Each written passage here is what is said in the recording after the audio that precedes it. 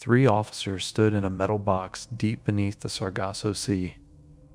They held a vote on whether to launch a nuclear torpedo. 2 voted yes, 1 voted no. There was no hotline to the president, no computer override. The future of the human species came down to a simple majority vote. To understand how we survived the most dangerous Saturday in human history, we have to go back to the moment the system began to break.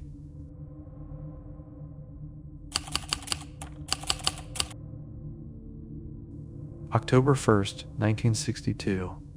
Operation Kama, 4 Soviet submarines slip out of Kola Bay. Their mission is simple and terrifying. Cross the Atlantic, break the blockade, build a secret nuclear base on the doorstep of Florida. The men inside submarine B-59 were doomed before they ever left the dock. These Foxtrot-class submarines were built for Arctic waters, designed to trap heat. Sending one to the Caribbean was like wearing a winter coat in a sauna.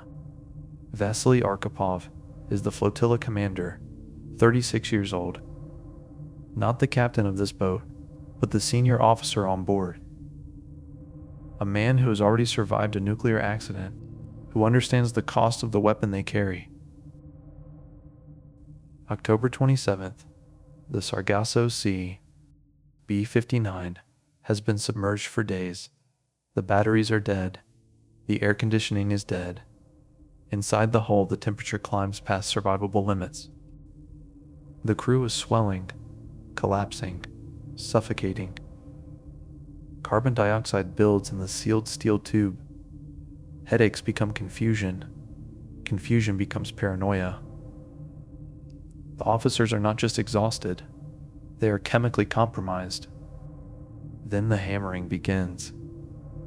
American ships drop signaling depth charges, meant to communicate. But inside the submarine they sound like airstrikes. To a crew on the edge, this feels like the war has already started. Captain Savitsky reaches his breaking point. He believes Russia is burning, that the war has begun. He gives the order to prepare the nuclear torpedo. The political officer turns his key.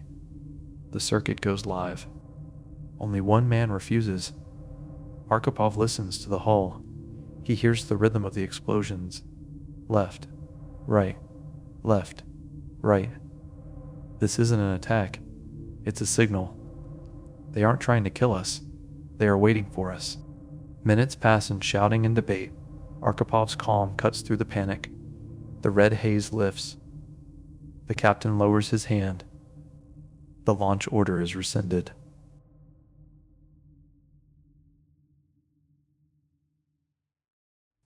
To surrender, they must surface in the middle of the American fleet.